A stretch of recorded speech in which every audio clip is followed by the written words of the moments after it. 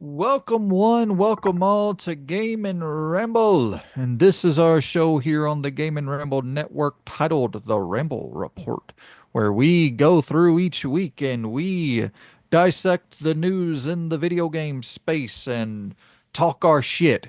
Get our get our bars off. Um we got a lot of shit to talk today. There's a lot of it's actually been kind of a somewhat it's one of those kind of not fun news weeks, Loon, where there's not much in here that's like, oh, this is fucking awesome. Oh, this new game just got revealed and it looks, super sick. It's a lot of like kind of here we Yeah, go again. it's PlayStation. it's not like doom and gloom levels of thing, but it's kind of just like more. It's just that sigh of like more. Yeah. Really? Can we just like not with this? But it's just the nature of modern gaming at the end of the day, with everything being more service oriented. They sure do faceplant a hell of a lot more often than they used to. It's so funny that you see the success that Capcom is having and just their constant I think they're I don't even remember there that was something that I probably should have brought up for the news this week, but I saw their financial earnings and it was just staggering. Like the success that they're having is just staggering. It's like, hey guys, there's a model that you might want to follow. Just making really good games and making that the priority over everything else. That seems like a pretty reasonable model to follow along with. But It's not even you, just you that. Like, it's also the fact that they're not afraid to. It's the weird thing. They're not afraid to reuse assets, but you don't care that they're reusing them because they're used thoughtfully, if that makes sense. It totally. doesn't feel like they're actually cutting corners by doing that. It's just like, oh yeah, well that doesn't. Duh, you're not going to redo that. That fits perfectly. You don't need to spend. I don't know how long it takes to do some of these animations or some of these, you know, graphics and stuff like that for certain models of stuff. But it just doesn't make sense to direct time and money and effort when you've already done it. Like it just yeah. So Absolutely. Well, dude, before we get into our PlayStation and their live service continued live service disaster, how about we talk some good news first and let's talk about Tony Hawk. So this is I was so excited to see this, man. So Tony Hawk is trying to get Tony Hawk's Underground remastered. He's saying he'll campaign all that he can for Activision to greenlight a Tony Hawk Underground remaster. And I this was such good news to me because this was always my series. I always enjoyed, the Underground games more than the Pro Skater games. Tony Hawk Pro Skater 2 was seminal. It was huge in my household back in the day. And it was like, but it was more a thing where, you're playing it with buddies and it wasn't really this, like, I could just sit down, jump into Tony Hawk Underground by myself and play it for hours and hours and hours in there. Cause it's really the first game. I know 4 kind of had a career mode and kind of had a story, but Tony Hawk Underground, by all intents and purposes, it was really the first story in a Tony Hawk game. It was really the first like open world. 4 was pseudo open world, but Tony Hawk Underground, it took it to a different level. So that is very like I'm excited, but I'm also a little bit nervous because they have streamlined these Pro mm, Skater games, and even with 4, they're kind of cutting a lot of the missions and making it more the time trials and making it yep. more in line with 1 through 3. So it's like I really hope you don't do anything. I don't. You couldn't even do something like that with Underground. If you did, it would be a total disaster. You would have to rework everything. Um, but yeah, Underground's going to be a hell of a. That's going to be a challenge to get that remastered. That there's a lot of moving parts in that game. Yeah, it's kind of strange because I see such reverence for the series in like totality, but it's something I've never really like touched myself. Ooh. It was always skate was what I did. Mhm. But this also just I don't know, like it was never something that interested me in the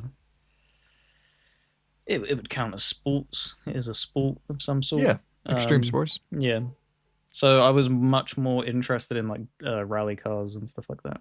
That was always Mm, like playing dirt and stuff. That always blew my mind of what they were doing over there.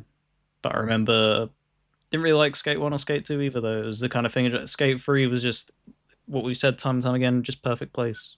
Time and place. It yeah. was just like, man, that's kind of cool. That's kind of interesting and stuff. It's not even the fact that I like skating. It just felt fun. It was just a fun game, even if you don't particularly enjoy skating. It just did that so well.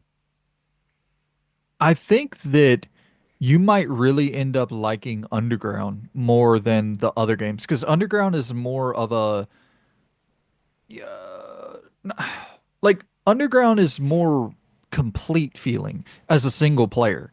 Like you're gonna go into it and you're gonna have, a story that you can follow along with. You're going in and creating your character. You can get off your board. Like there's so much more moving parts in Underground. Um, so I think it might land a little bit more with people like you who might not really have interest in the series as a whole because there's just more to kind of get into. There's more there's just more. You know what I mean? Yeah, From a single player standpoint. I do want to give it because they put 1 and 2 into Game Pass, right? I believe, leading up I to think this. so. I think Yeah, but that's in there. So I don't know. I might need to give it a go because it's also something that I never tried, even with them remasters and stuff. I heard that they went down really well, but hmm it's that type of thing of like when you don't have a connection to the series, it's the same thing of like me not jumping into Spyro and stuff. Like I never played right. Spyro and have very little interest in Spyro, but at one point I will probably boot them up and be like, okay, that's that. And it will be Yeah. something where, maybe I'll gain appreciation for it and maybe I won't. Yeah, I'm really pumped for 3 and 4, but if I'm being real, like this is what I'm gonna jump into 3 and 4. I'll probably spend, I'll dick around, spend 10, 15 hours with them, something like that. But but That's a long time, is it not? 10, oh, 15 I mean, hours?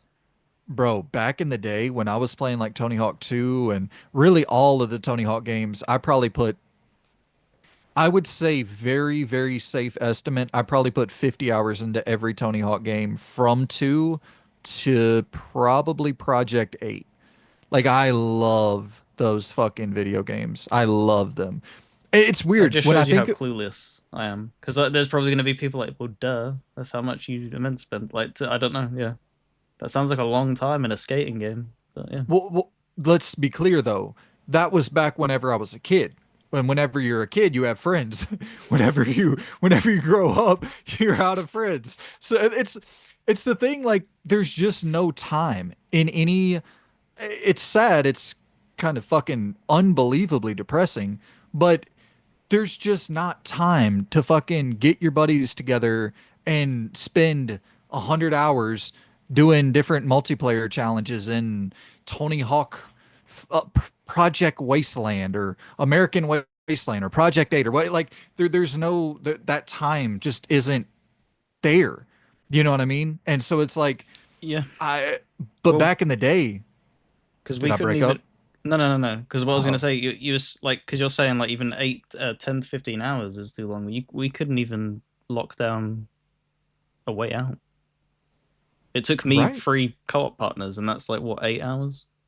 So even 8 hours is pushing it for some people. It's fucking crazy. Well, and it's the thing like back when you're a kid, time fucking melts, dude. You I probably and once again, I'm saying a safe estimate for 50 hours.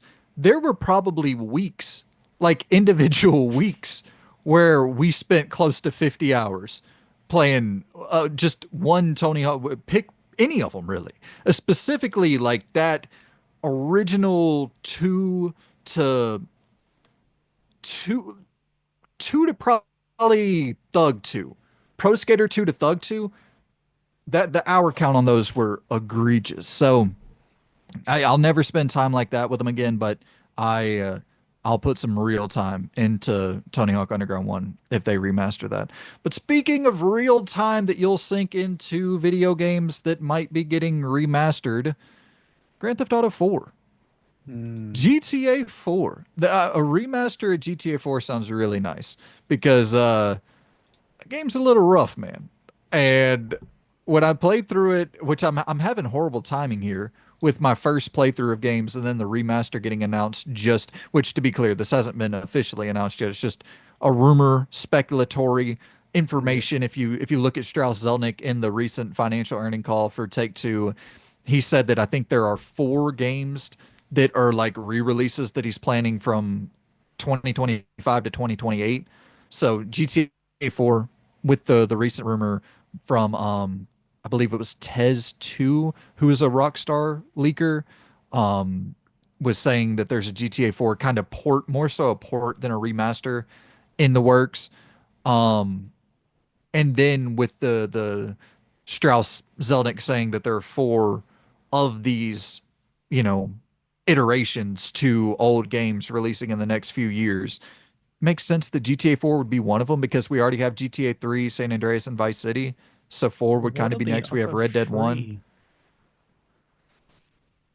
three? So if you want me to go ahead and speculate, I would say Bully, Max. right?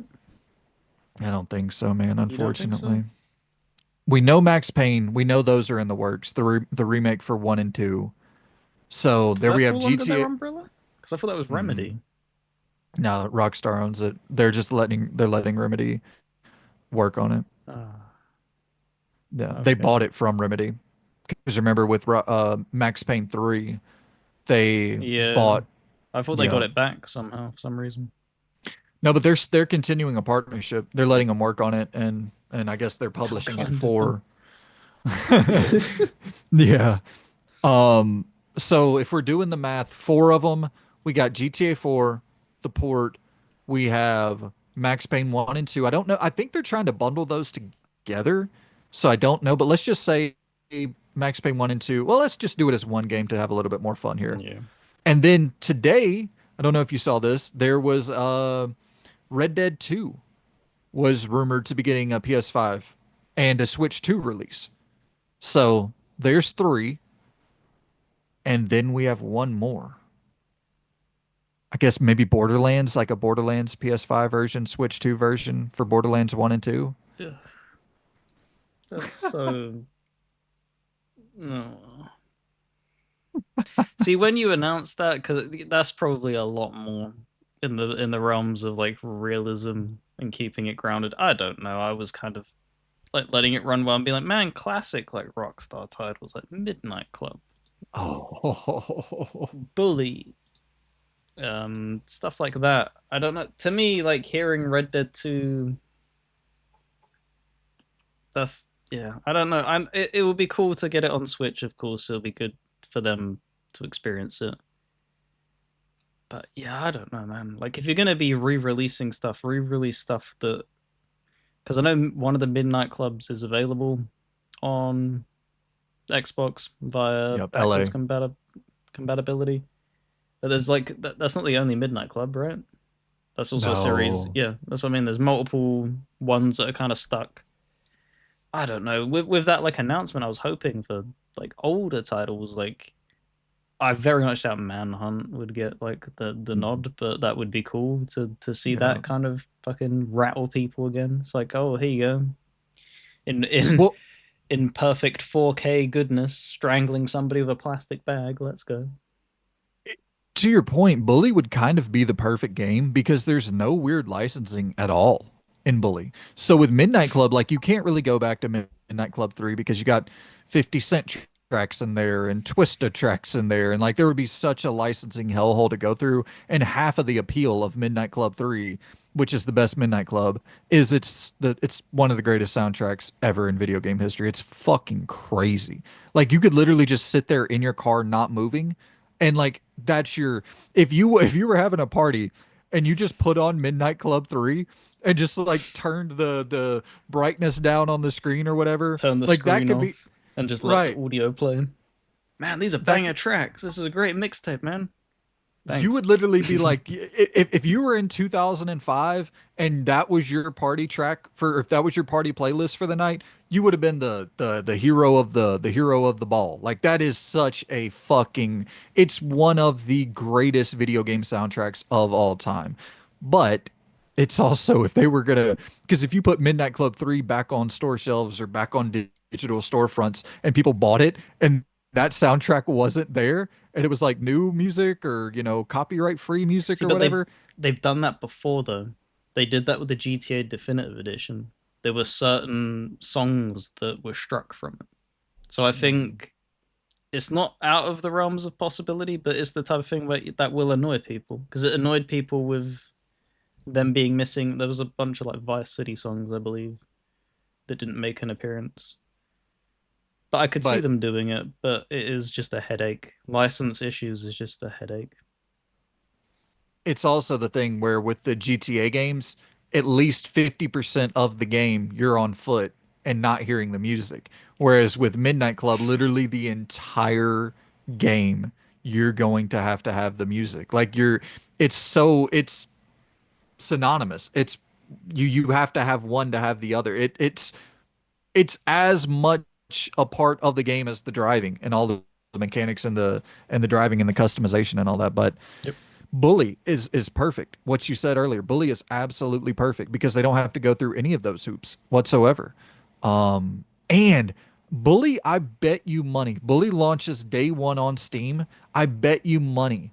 The peak player count would be staggering. I think there's a yearning for something like Bully because there's nothing like it on the market at all. Persona's maybe the closest thing, but it's still such a departure. Yeah. Did it ever release on PC? Do we I know? think so. I'm pretty sure. I can Um, check real quick. because it took them ages to get like Red Dead One, right? Yep. Um, so it's not out of the question that big, heavy hitting Rockstar games have skipped that platform before.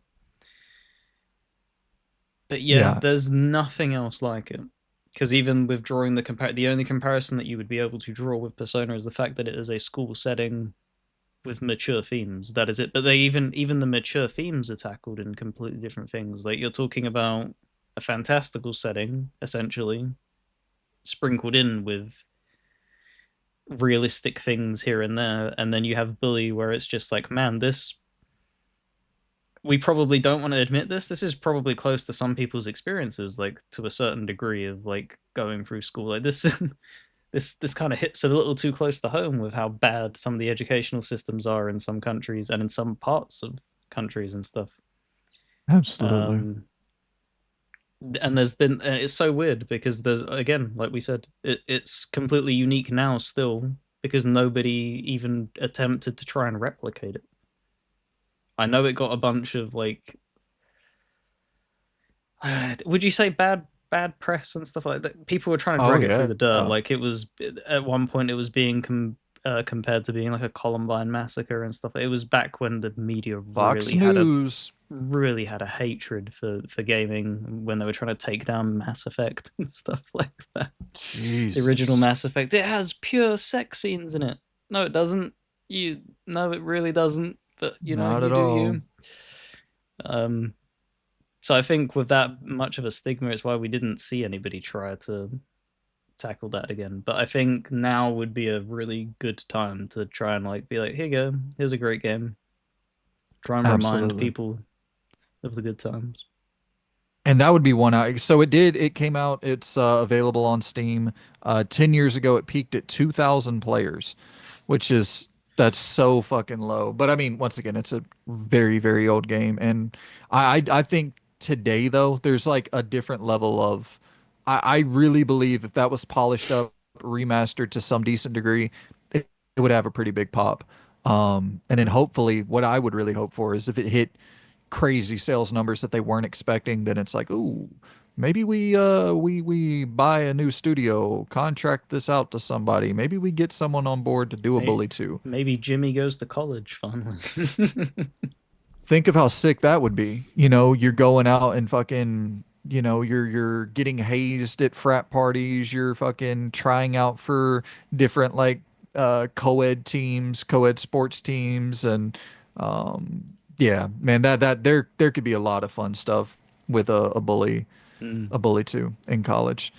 Well, absolutely. let's stay right there in that space of the old Rockstar Take Two verse and talk GTA 6 and Strauss Zelnick at their earnings call. He said that he would be surprised, he would be shocked if GTA 6 is delayed again. Um, so he says here, let's see.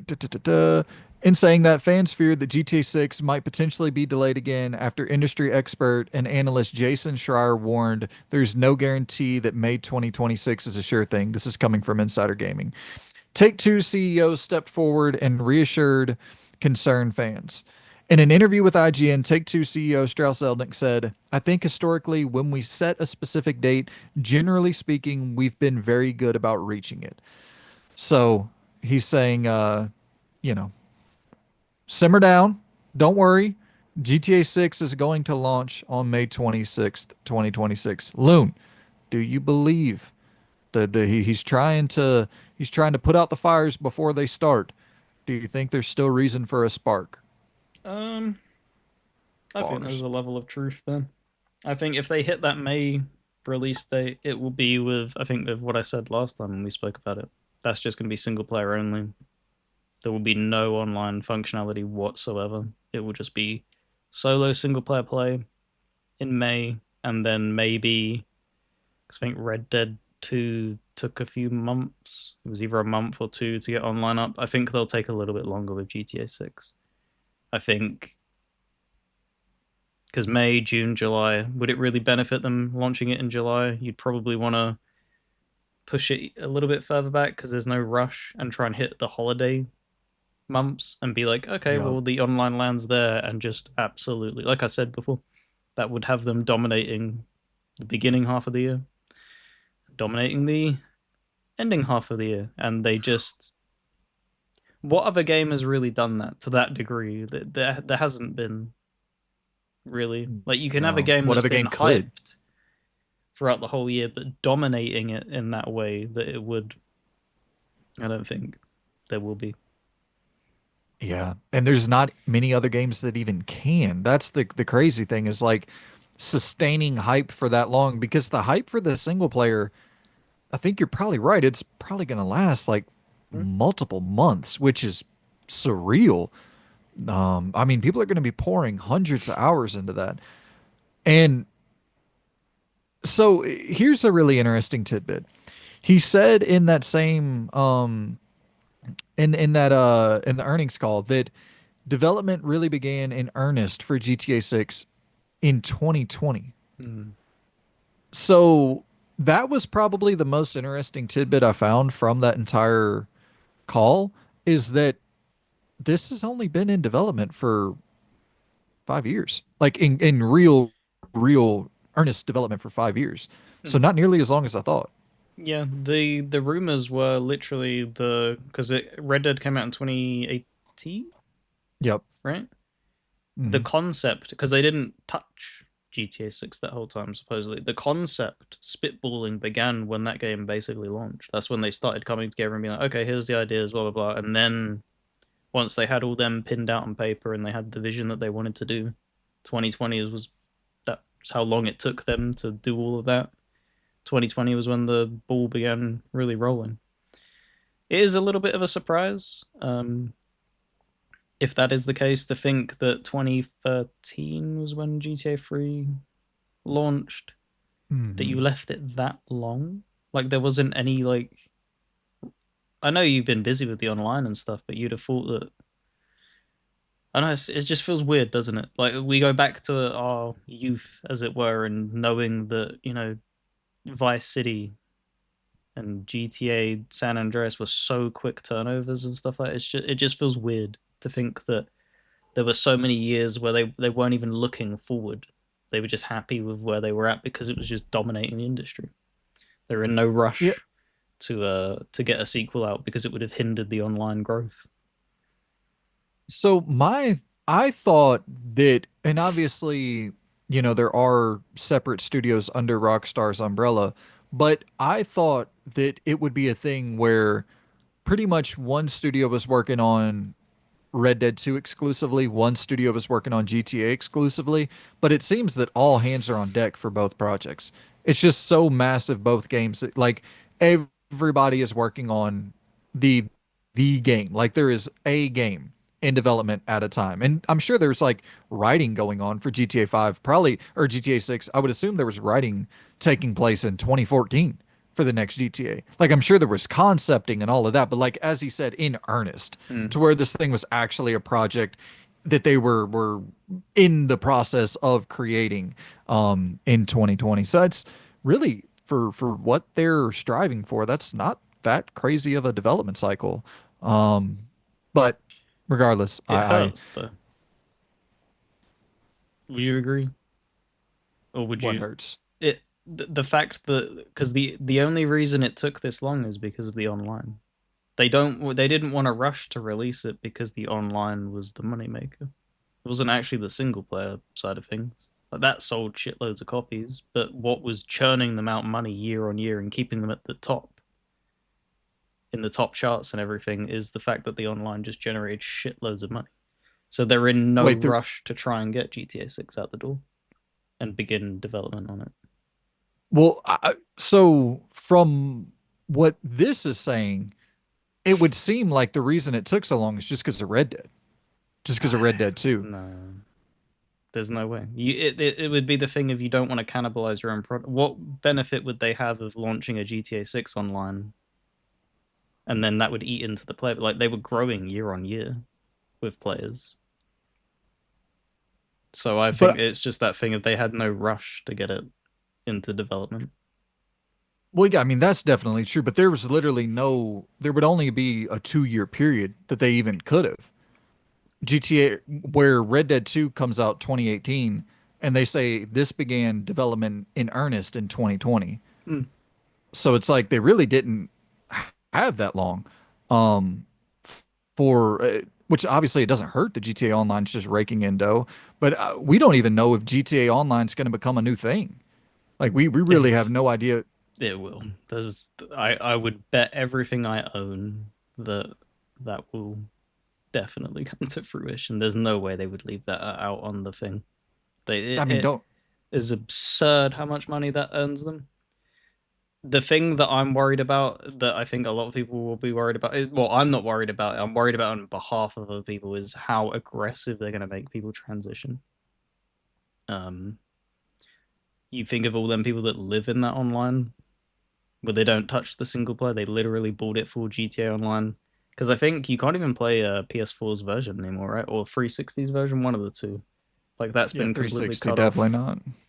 That's been completely cut off. So does that mean that when this launches, that them versions will get shuttered very quickly, like the other ones did? Because they don't seem to. Once that next version is out, they're like, all right, come on, guys, move on. Yeah.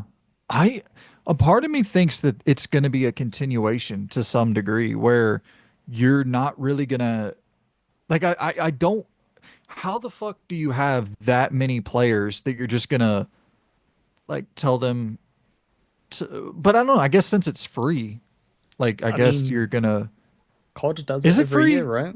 It's been rumored that they were probably going to do it for free. But is GTA Online now for free? 'Cause I don't play it at all. I don't give a shit about that Um, stuff whatsoever. I can look real quick. I don't know. I would assume you have to pay for it, or maybe there's like a certain like soft level cap, like some MMOs do, where it's like you can play up to level 50 for free, and then we'll pop up a message and be like, "Buy the damn game, you freeloader." But yeah, I'm not Uh, entirely sure. I thought you meant with all of oh no, them you do have to players. pay for GTA Online. Yeah, I would. Damn. Yeah, It's $20.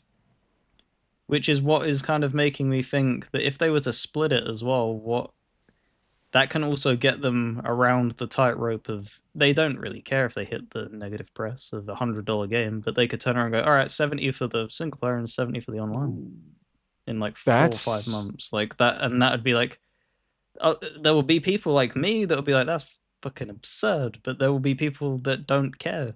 That's an easier pill to swallow because that makes it look more appealing, even though they're going to be milked for more money because the months have gone down and they're going to be like, oh, that's a new thing. Okay, I'm that not gonna lie.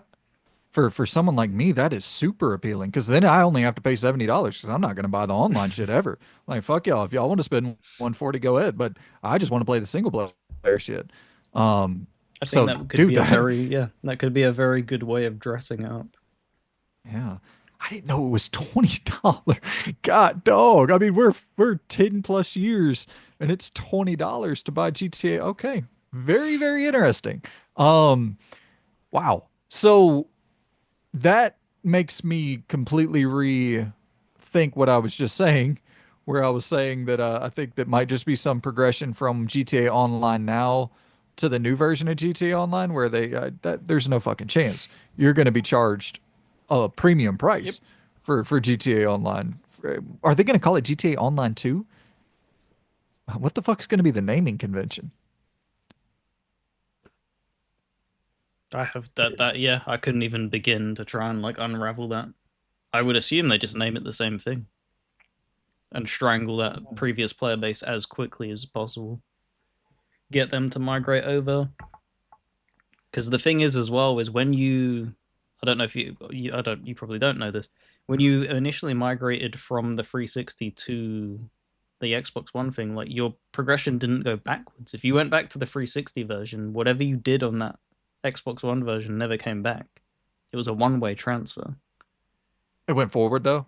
It went forward, but there was no back. So I assume they. I don't think you'll keep your stuff of whatever you did in GTA 5 online. I think what it'll be a thing of like you can migrate, and then maybe if you hit certain milestones and stuff, they'll give you something as like a thank you. Oh, you did this heist. Here's like a little bit of money. Here's like a car or something.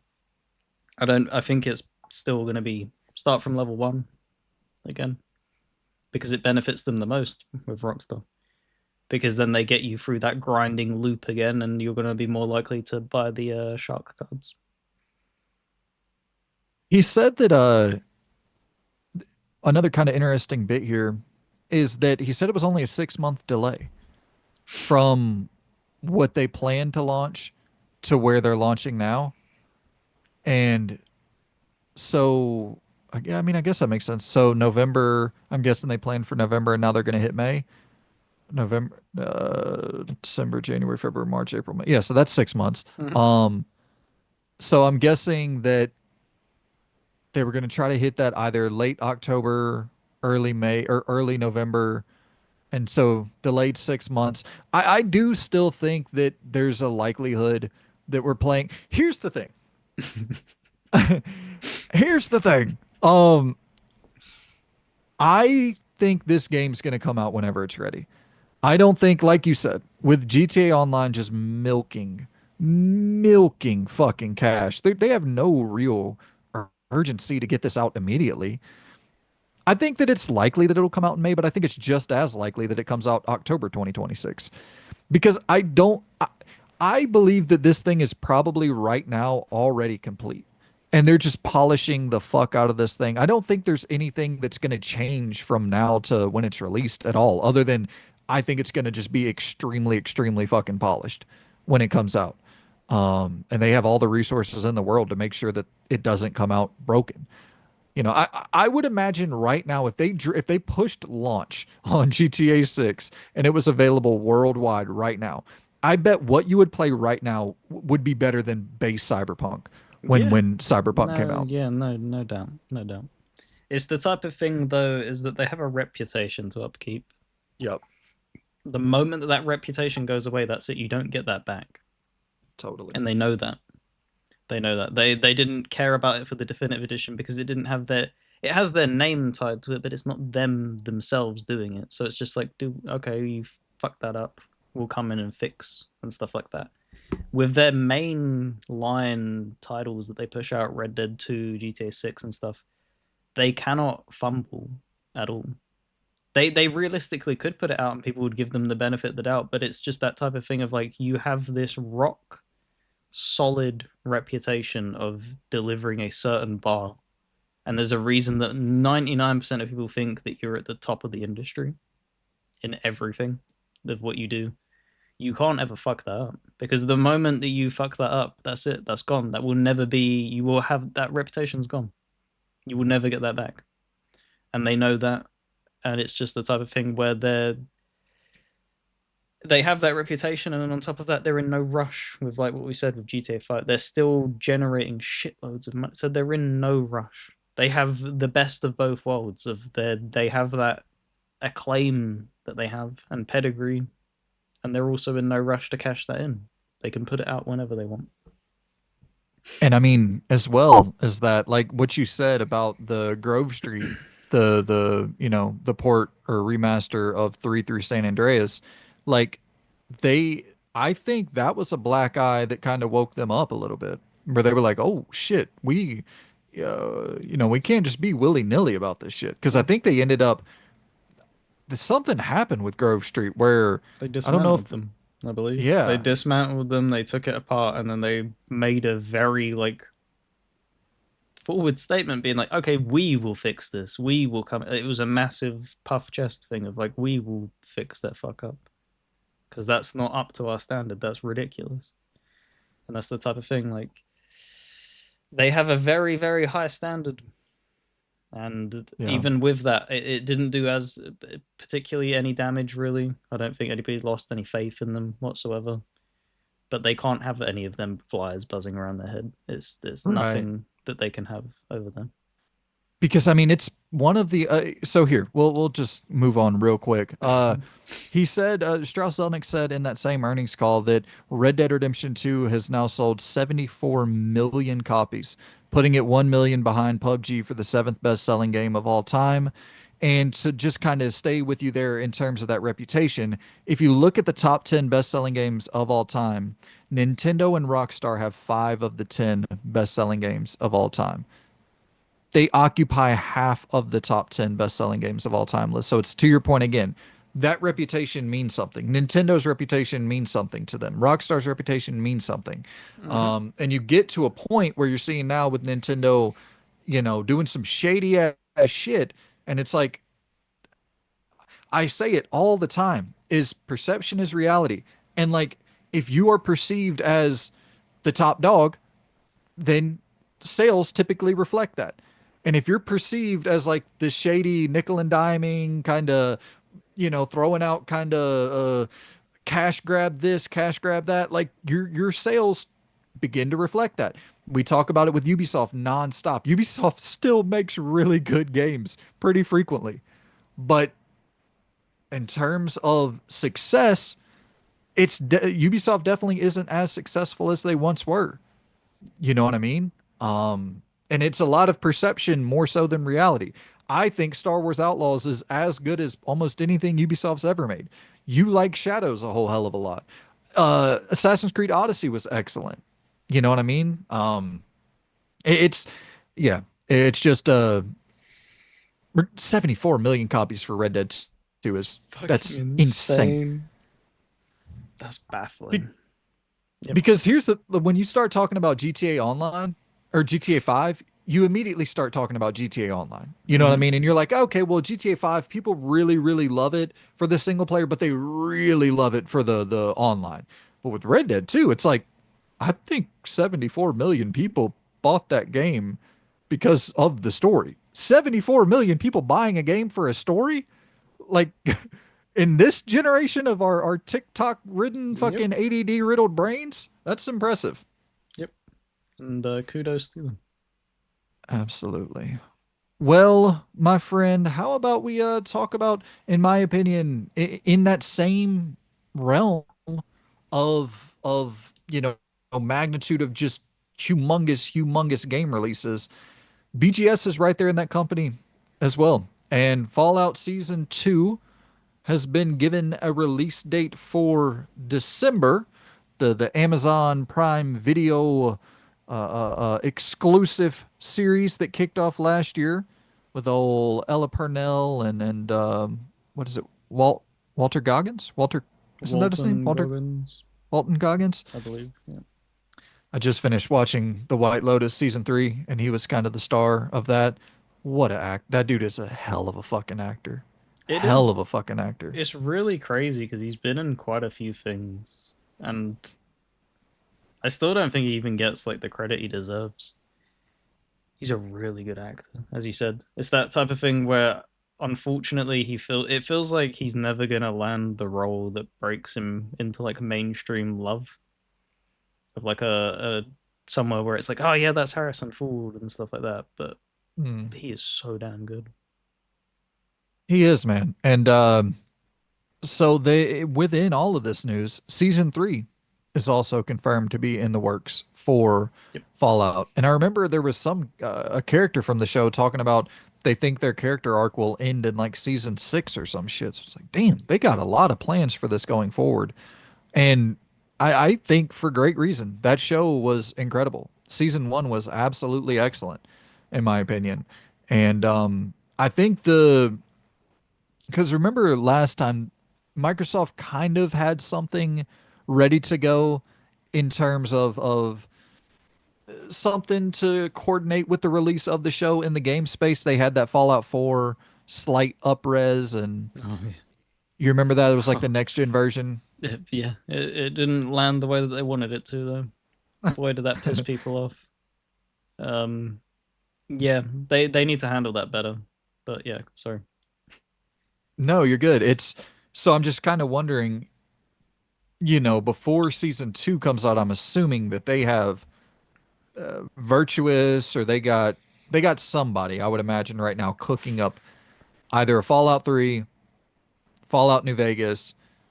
They have to have something cooking right now to line up with this launch because we I saw, you remember that player count though? yeah. When Fallout Season 1 came out, the player Hmm. count jumped up by like thousands of percentiles. Yep. No, it was absurd. The thing is I don't know if they can hit that quickly because I think we brushed upon this topic last video.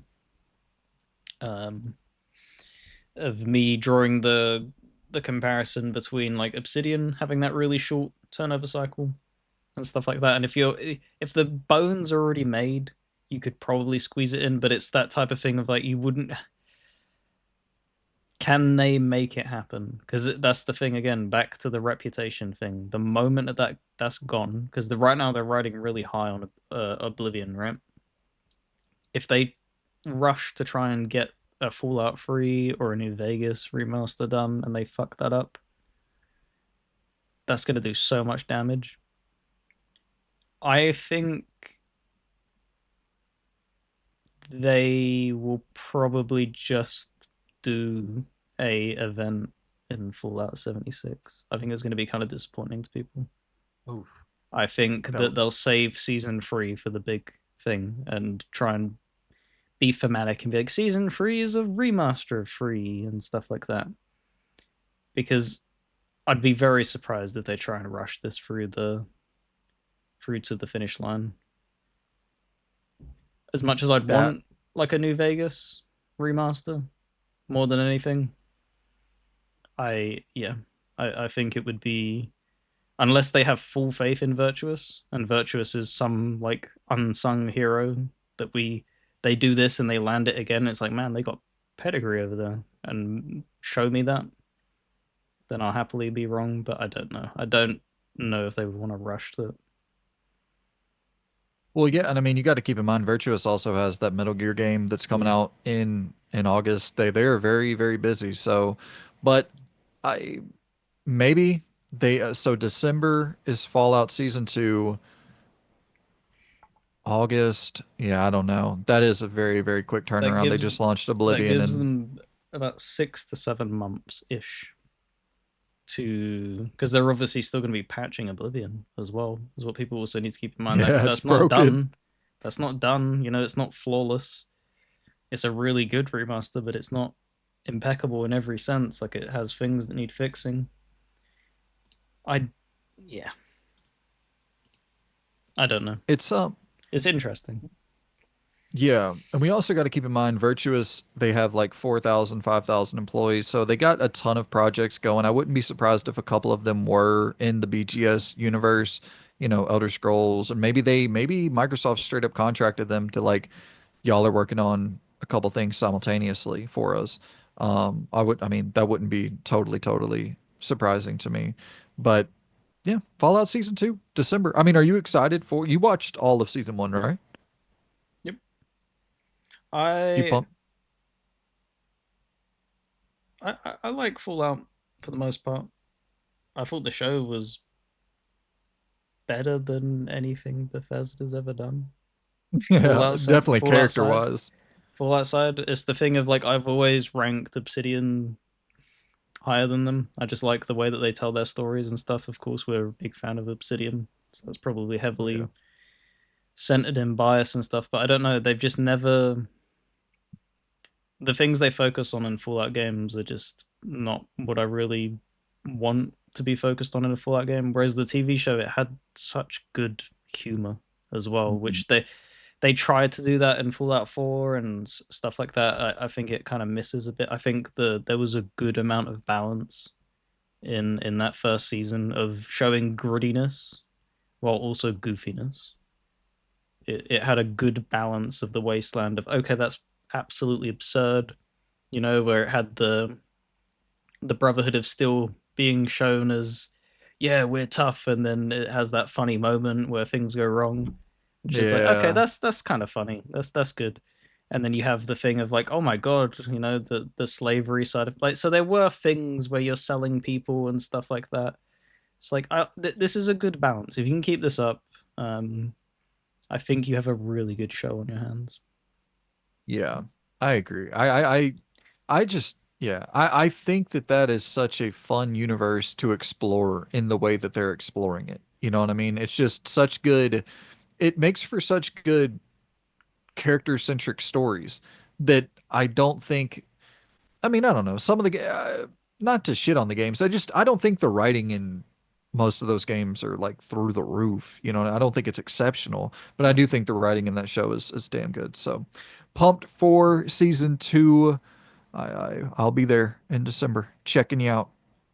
Um, all right, so now we're kind of hitting our doom and gloom territory with the negative stories. So actually, let me pause real quick. I'm gonna go and I gotta fucking take my medicine. Totally forgot to take my cool. medicine. I'm gonna do that, and then we'll get into more doom and gloom as the medicine's pouring through my system. Sounds good. All right.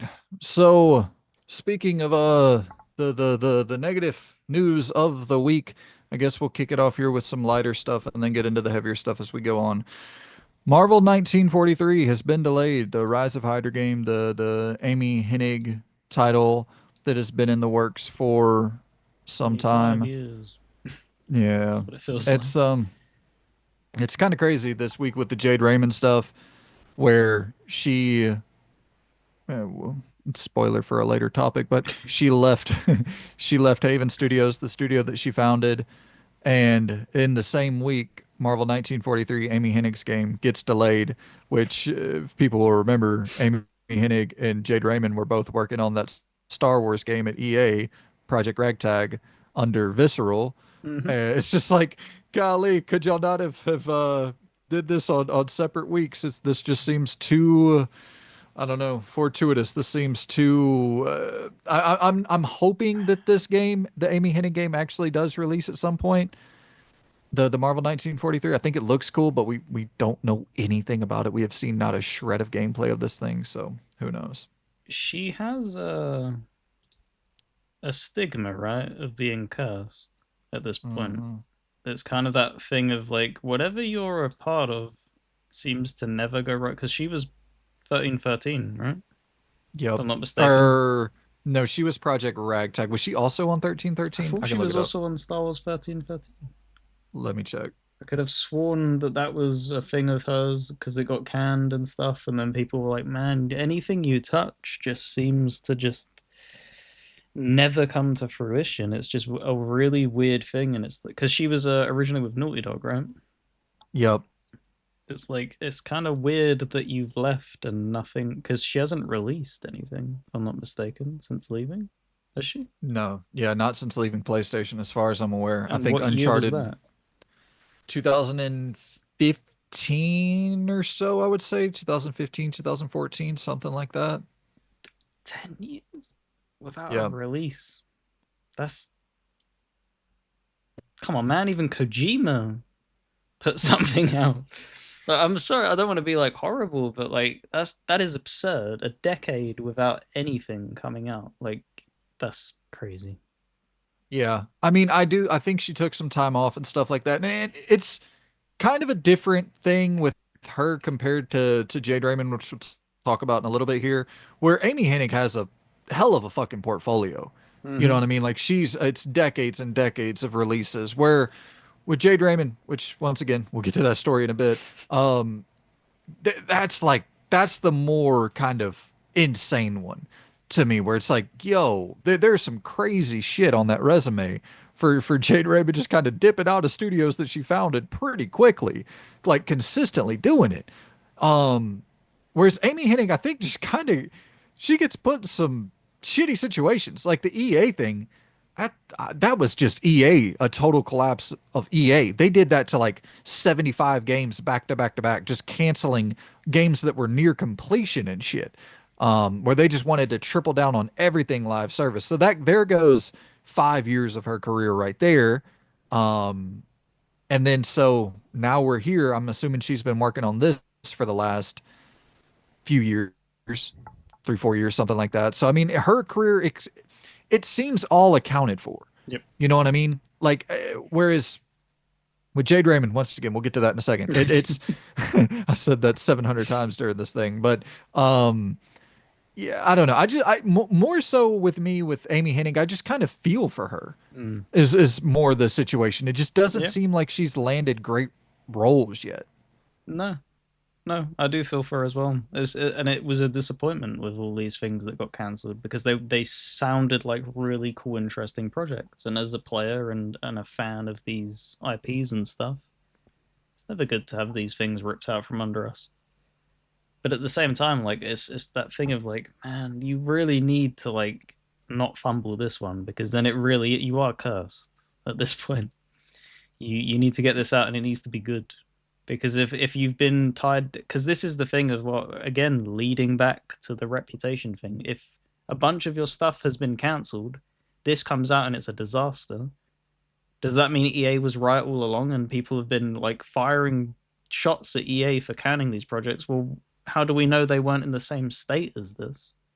Because this is the thing, I know like big publishers get shit all the time for canning stuff.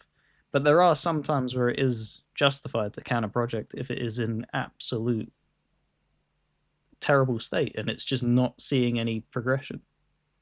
So, Totally. And I mean, it's once again what you said, perception is reality. mhm. Where like it doesn't really matter if Amy Hennig was doing the world's greatest work if nobody got to see it.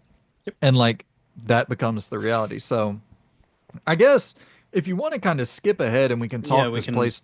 Yeah, we can do the fair game thing if you want. Yeah, so let's kind of start. Let's just go straight into Fair Games. Talk about Jade Raymond leaving Haven, which is the studio making Fair Games. She founded this studio and she left before Fair Games launched. That's that's about as bad of a endorsement for your game as you could get, I would assume. Let me read real quick this write up here from Bloomberg. Jane Raymond, the founder and head of Sony Group Corp's game developer Haven Studios, has left the company. PlayStation leadership didn't give Haven staff a reason for her departure, but it came several weeks after an external test of Haven's first game, the online shooter Fair Games. According to people with knowledge of the matter, some developers at Haven were concerned about how the game was received and its progress, said the people who asked not to be identified because they aren't authorized to speak publicly. It's a weird phrase there.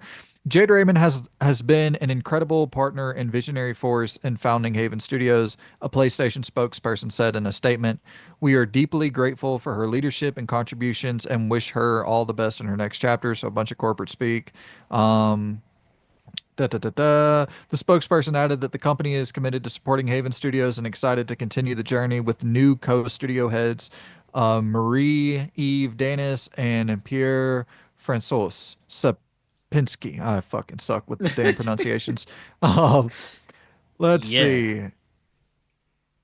Yeah, so it just kind of goes on to talk a little bit about PlayStation's live service that debacles game and looks terrible. oh, it looks horrendous. It looks like Payday meets Ubisoft meets Dead on Arrival. I- It's the thing of like because you're saying about her having pedigree as well, right? Supposedly, um, landing that as your first project because I wonder how much say she had at like, oh, this is what I want to make, rather than Sony going like, can you make this kind of thing.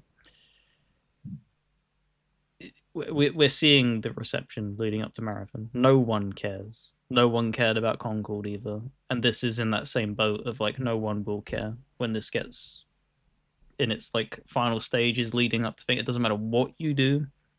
They've been trying to get people hyped for the Marathon stuff.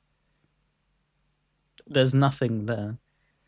I don't blame her for jumping ship because it's the type of thing of that sucks, of course. But if you have certain credentials, you don't want them tarnished immediately with a live service game.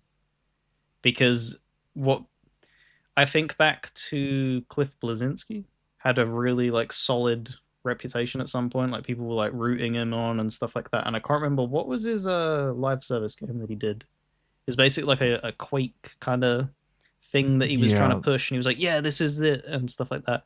And then it bombed, and then he was like, "Okay, well, we're making a battle royale game," and then that bombed, and it's just like that is such a slippery slope.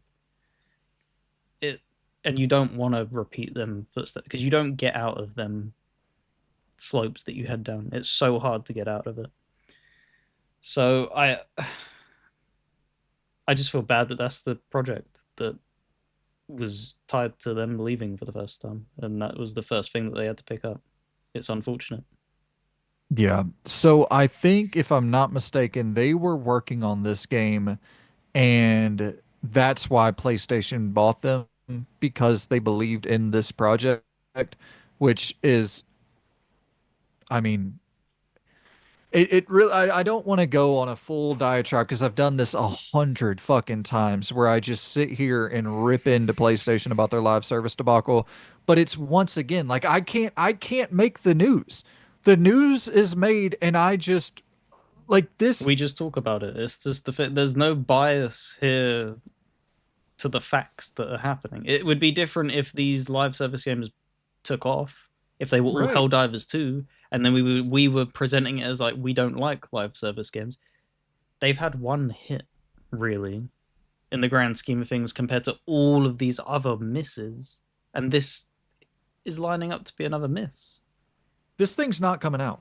Yeah, Like I mean, listen, I would love, and I've said this 100 times as well. I would love to be wrong. I would love for these to become a hit because then it's like, hey, you get a bunch of extra money poured into the next Spider-Man 3 or whatever. Like that's a wonderful thing. More money is a good thing.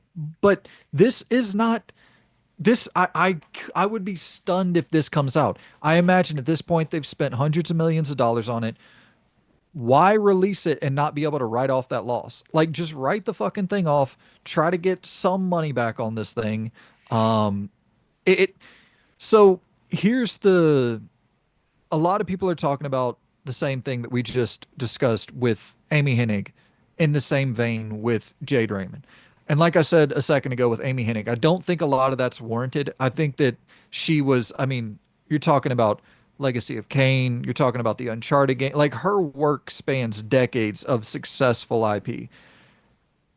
Jade Raymond did launch Assassin's Creed.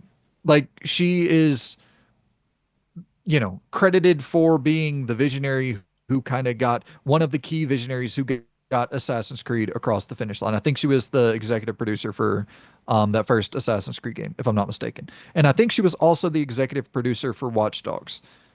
But really, since then, and so you're talking 2013, 2014, it's been nothing. And it's not really the thing you can look at with Amy Hennig and go, it's been nothing because of X, Y, and Z. There has been that to, okay. So with they both worked on Project Ragtag together, Amy Hennig and Jade Raymond, and that was scrapped. That's an EA issue. But then she was like the head of Stadia, of Google Stadia, Jade Raymond. And sure, you can say to this one, well, isn't that another scenario of her just she was given a shit job? But it's like, why? How do you, everybody saw what Stadia was going to be Yeah, before it happened? Like, why even take that job? you wouldn't. That's the thing, though, is that when they're offering her the job, they're gonna tell her what the plans are. So it's like, are you willing to risk your reputation up against actually pulling this off? Do you think you have the ability of doing this? And if you've been in the game space that long, it it should have been writing on the wall that clearly that kind of thing isn't in anywhere, shape, or form ready to take off. There is nothing. Nobody wants a Stadia at the moment. Nobody wants that kind of thing. People still don't want it to this day. In that sense, like it's probably going to take decades before that can even become remotely viable. So it shocks me that that's where she jumped to and been like, yeah, we got this. Yeah, and that's the thing, Loon, where it's like I think that is somewhat of an indicator of your ability as a, the head of a studio, like to have you have to have some level of foresight. You have to have some level of market analysis to be able to go, okay, well, this is the amount of people who would even be able to access Stadia Yeah. and have this thing function in its intended purpose. Like that it's just limited by sheer market size. Like there's not enough of a market for this thing to even function the way it's intended. And then so on top of that, she founded EA Motive in 2015 and left in 2018 before they launched a game. So it's like it's a lot of this stacking up. And sure, there's a lot of circumstance involved as well. And you could say, hey, maybe she's just a really successful founder of studios and then gets them acquired, makes some cash, and bounces out. Like from a business standpoint, that's what happened with Haven. Mm. She founded the studio, made a bunch of fucking cash when PlayStation bought it, and now she's out. And it's like, fuck yeah. I from that standpoint, good on you. But from the curation and publishing of games, if that's your main objective, you failed at that one. Yeah. But you did make a bunch of cash, and kudos to you for that. Yeah, it's why I hesitate when we put so much emphasis on the person themselves, like praise wise and stuff. It's when they have a stable uh, environment where we know that they're not really going anywhere. Like the type of thing where it was a huge shock that Kojima departed from Konami, because that felt like it was going to be like, you're going to retire there probably. Like it felt like a cozy partnership. Then that's the different thing, but just I don't know. From a business point, she killed it. She did the 50 cent thing where you make something and you project what you have as credentials to sell that product. So she sold the studio, whatever, got a big buyout, whatever the case was, and that's benefited her, but that's screwed over everybody that came with her. You assume that you bring members of your team that were with you before and stuff like that, like what Kojima did, for instance. You bring people to make your job easier and feel homely and stuff. It does feel a bit sour when stuff like that happens, and then they don't get punished. And now that entire studio is stuck with that crappy project, quite simply, in a crappy scenario, to the point where, as you said, it's most likely going to be Sony writing this off. You would imagine they're not going to be Oh yeah. jumping to the moon to release this kind of thing. It's probably going to sink the studio. Oh yeah. Like Yeah. that sucks. That Yes. really fucking sucks. That there's going to be another studio closure because of this type of, what would be the word? This type of pursuit. for this pot of gold that doesn't exist for 99% of studios that they think it does. That's the thing. It's elusive. It doesn't actually. It's not. It doesn't exist. It's so hard to get that pot of gold, and you need to be the type of people a lot of the time where you bring that new trend in, or you hit it at the very beginning with like what Fortnite did. The moment PUBG started to wobble, Fortnite came in and bagged that and was like, "No, we'll take the battle royale tag, thank you," and no one's taken it from them since. No, no, who can rival Fortnite? But they don't.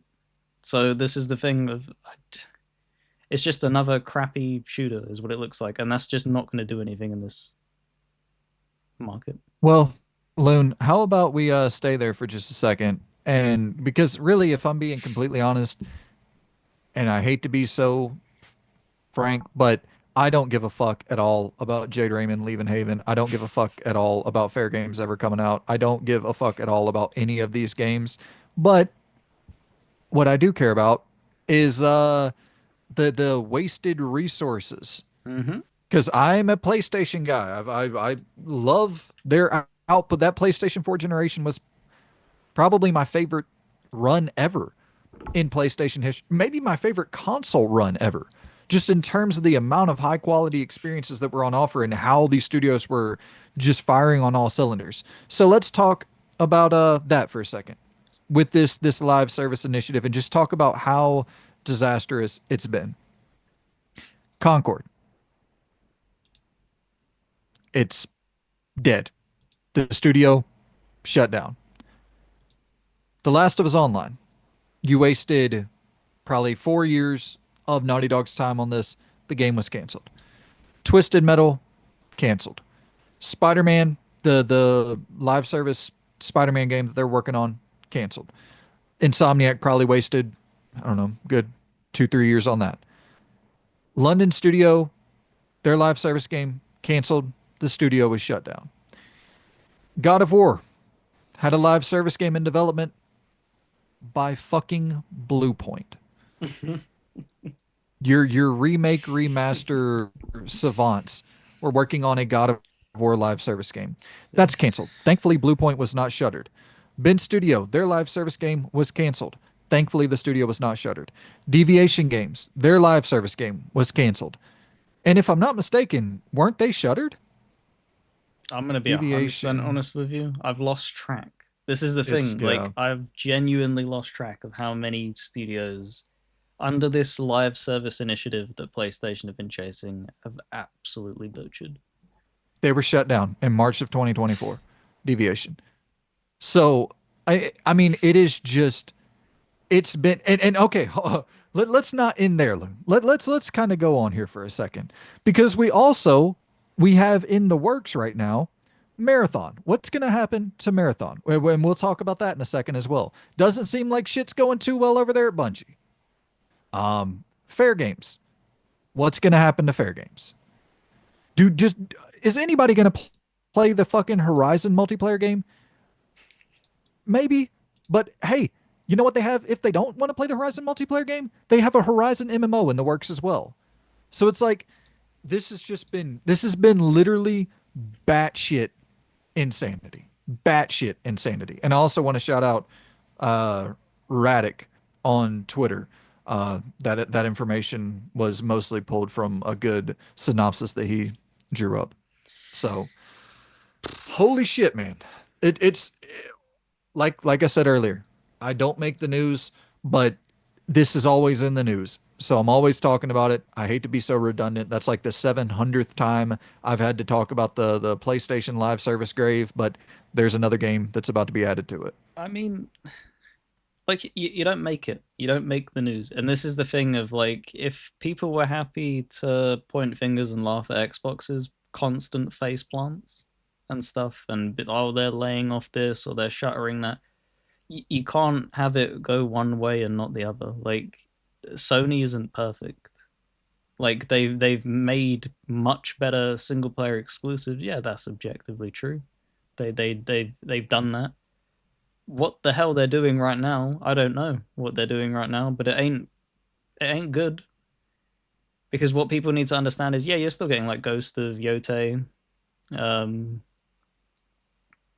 Other stuff that's in the works. What's the Naughty Dog game coming up? And it, Intergalactic. yeah. So But you that's the still thing. you still have things like in the fit, but all of what all of this money is wasted. Like you're talking 100 here, 100 there, 50 here, 200 here. Like all of this millions and millions that realistically that's been you buying their games hoping to get more of them games where you that money hasn't gone to go making more of them games. It's gone to this shit. Like if anyone should be pissed, it should be PlayStation players. This is such Exactly. missed opportunity and stuff like that. It shouldn't be gloating at one side or the other. It should be just like, what the hell is going on with the place that I play games? Yeah, they're still making games, but this is so much wasted money. Like this has to stop. Like this can't Well, keep going on. and it's also the thing, dude, where would we be waiting until 2028 to play Intergalactic, the Heretic Prophet, if it wasn't for 4+ years, whatever, wasted on The Last of Us Online? No, it would Would we be be no. I can happily outright state that it would be so much closer because we saw this in the PS4 generation. Their turnover was really damn good for their first party studios, and there's been a bigger and bigger gaps these past few years. And if we're being honest, this PlayStation 5 generation for these exclusive, it had a pretty good strong start. It's kind of just wobbled now.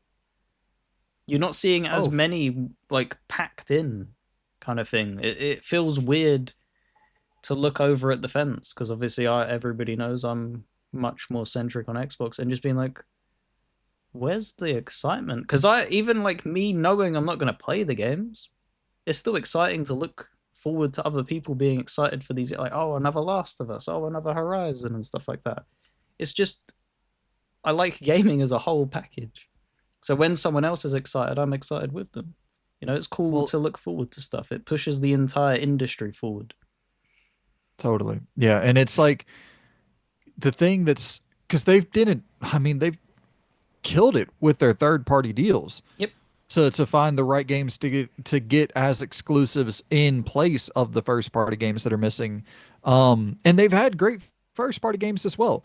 But it's the thing of when you look at the resource cost, when you look at the opportunity cost, when you look at the money down the drain and the time down the drain, you go, oh, Insomniac when they were working on that live service thing, maybe that's why that Venom game that was supposed to come out didn't come out. Maybe that's why Wolverine is going to come out in like 2027. Maybe like you, and even if that's not, once again, even if that's not the reality of the situation, perception is reality. And that's kind of how people are going to perceive this. We don't know, we'll never know, but it's easy to perceive it as such. And to your point as well about the Xbox versus PlayStation thing, that is fucking crazy to think about where we're in a spot right now where Xbox is just crushing it with first party output. Like it's mind blowing how good their output is really from 2020, like I would say pretty much 2024 to 2025. Like these last 2 years have been really, really strong consistently. And it seems like this year is really where the floodgates just opened up to a degree I never expected. And all the games are on PlayStation. And it's like, and whenever you look at the earnings report the PlayStation just did, they're crushing it. They're making a ton of fucking money. Their consoles are selling incredibly well. The monthly active users are through the roof. And so I'm just sitting here and I'm like, there's no repercussion because what would it even be? What is your alternative? You go and buy a PC? Okay. You would rather spend thousands of dollars to, you, you know what I mean? So it's like you're either going to spend your $500 on your PlayStation, if you want to get a Pro 700, if you're going to get a Pro at that point, maybe get a PC. But like, if the the door is closed to go in any other direction. Because if you want to go to Switch 2, you're not going to get Intergalactic the Heretic Prophet. You're not even going to get the new Witcher game, Witcher 4. You're going to like the big third party games that they're not going to be able to run on the Switch 2. The vast majority of them. And so it's like, okay, well, do I go and get an Xbox where all of those games are going to be on the platform that I'm already invested in? Like it's so it's saying, okay, do I leave this platform, spend $500 to get this other thing, but I already spent the $500 on this thing? It's just the reality of it. They, because I've said this, we've had this chat so many times. Yeah. I I understand the sentiment of if these were all exclusives. In an ideal world, that probably would have pulled people over, but it just wouldn't. There's the split of there's such a negative stigma of Xbox for so many years that doesn't drive confidence in the consumer to jump. And then on top of that, if we're being 100% honest, even with these things that they've landed with, they still haven't got an Uncharted. They still haven't got a Horizon. Like there's something that Sony offers that Microsoft never have. And if I'm being 100% honest, they never will. It's just not in their It, DNA. They don't do them types of experiences. you actually are right. That's kind of I don't know why I'd never thought of that. Because like if you look at what they have, it's Doom, which is Yeah, Halo, yeah. you know what I'm saying? Like it kind There's of a what they have reason. now is what they've had. There's a reason that it feels weird to say this, but that's why they always like. Even Todd Howe said like Bethesda RPGs just felt at home on Xbox, and it's because it is. It just fits within their mold thing. They're not perfecters of craft. They like to hit as much of a wide common audience as possible with Gears and Halo and just make it as appealing for casuals to pick up and play. Yeah. Whereas with Sony and stuff, you can say that, yeah, there's casuals, because I know people who aren't gamers that picked up The Last of Us, but that wasn't from a gameplay perspective. It was because it was pure cinema. Yeah. These people were like movie buffs, and that's who you're pulling in. These people who have Mhm. extremely high bars of expectations. But you also, Yeah. and it's the type of thing where they're not going to go to Xbox now that PlayStation's wobbling because they have nothing to offer them at all. And it's Yeah. just that sad reality of, come on, man, PlayStation. You need. I want to see more Last of Us and stuff like that because there's the percentage chance it's not going to happen, but there is a percentage chance Xbox looks over the fence and goes, maybe we do something like that. Like for fuck's sake, come on, Phil, have some ambition, my man. Yeah, and I guess that's kind of where I always go back to it. And I know it's an old, outdated model that I still believe in to my core, and I think I'll always believe into my core. But it's like I just wish they could have had a little bit more time to execute their vision because I would have liked to have seen in full, like, so we could have full data. You know what I mean? I would have just liked to see full data where PlayStation totally fumbles and just mind melting bad decisions in the Jim Ryan era with this live service initiative. And then Xbox at the same exact time that we're seeing all of the fruits of that labor kind of fucking leak out of the bag in that exact same time Xbox firing on all cylinders. Like would anything have happened? And it's just once again, it's something we'll never have actual data to know and it bums me the fuck out. But regardless, um yeah, it's this has been this has been catastrophic. Like there's no mincing words. Like this has been absolutely fucking catastrophic from all uh in But any way you want to look at it. they won't feel as you said, it was perfectly worded. They won't feel the repercussions because they're still making shitloads of money. Where do you They're go? they're throwing money at the wall and it's burning and getting incinerated, but more of it somehow landing in their pockets. So they're like, oh well, one of these will stick. Because that's the thing, they haven't been stung to the point where it's like, man, we really do need to rethink this. This is why they keep green lighting these things. Because what was it? They shuttered a bunch and then they turn around and go, yeah, but we've still got all these. They're in no shape to change because they're being like, we will make our own Fortnite.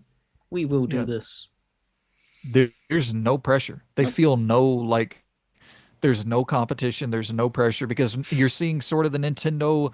I've been seeing that a little bit. The Nintendo and PlayStation wars kind of begin as the Xbox PlayStation wars fade out. But it's like, that's not a real conversation, man. Like, it's just two totally different fucking things. PlayStation and Xbox were competing for the exact same market. Yep. And it was such. I know people are console wars are like, yeah, of course, console wars are fucking brain dead, dumb shit. But I think us as the consumer oftentimes really benefited from it because uh, they were having to fucking step up to that plate and hit home runs pretty consistently. Like that Xbox 360 PS3 generation was stunning. The amount of high quality exclusive game experiences we were getting. And I don't think you get a lot of those games even created if it's not for the need to sell the console. I've said this 100 times. Mm-hmm. I'm a fucking broken record. Let me move on to uh Bungie. Kind of stay right there in that vein of live service disasters. Uh-oh. This is this is fucking crazy, dude. I don't know if you've seen this yet, Loon. I They haven't. like I don't want to I don't want to get sued, so I'll say allegedly behind all of this, but they All have right. allegedly they have allegedly just stolen this artist, their pretty much their entire like Oh, again? this is the worst one ever though. They because they've done it in the past. This is crazy, Loon. So there is this Jesus artist Christ. that goes by Anti-Real on Twitter, and they have pretty much, I mean,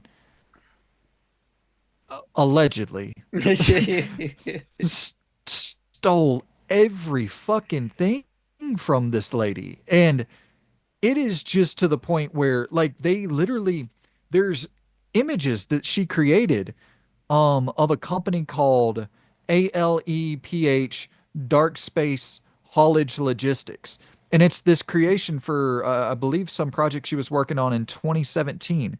Literally, that exact phrase, ALEPH Dark Space Haulage Logistics, is on a marathon, like on ships and shit in marathon. So it's not only did they take her, allegedly, take her work, they word for word ripped it, and also to the point where they straight up copy and pasted where her actual logo, like anti-real, is on some of these items and some of these objects in marathon. So they didn't take the time to remove her official branding and shit. It's madness, Loon. Yep, I've just scrolled through them all. Allegedly. Oh my god. I so there's two avenues of this. Either it's been stolen, um, as has happened before. I think Activision's got in like shit for this before with Call of Duty for doing it. But they've also the other side of it, which they've also been known to fall in the hot water of. Is is this Bungie just relying on AI? Because all it takes is somebody to put that image of whatever work she did into some form of AI, and then that's it. It's scanned. It's there. It's forever. It will be posted here, there, and altered and stuff. So that's giving them the benefit of the doubt. I don't think because the you're talking wording, phrasings, and stuff. Because that's something that AI doesn't really get well. Is they can copy like designs and stuff. Wording usually gets fucked up when you're doing Yep. an AI thing. They don't they're broken English. Sometimes it's not even English like letters and stuff like that. It gets warped and stuff. I think this is just another scenario of somebody was just hoping to not get caught doing it. It's that type of thing Well, of like, oh, we'll take that. That looks cool, and then not credit it. And it's just like that's so shitty, man. it's the crazy thing too, where like the creative director, or is it the creative director or the art director? I think I have this wrote down. Yeah, the art director had been following her for years on Twitter. And so it's not even like Okay, there's no there's no benefit. hiding Oh this. yeah, there's no benefit of the Yeah. doubt. And it could have been, like you said, maybe the art director looked at her art and was like, holy shit, this is sick.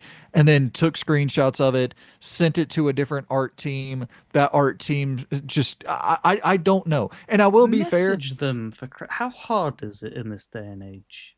So Message them for fuck's sake.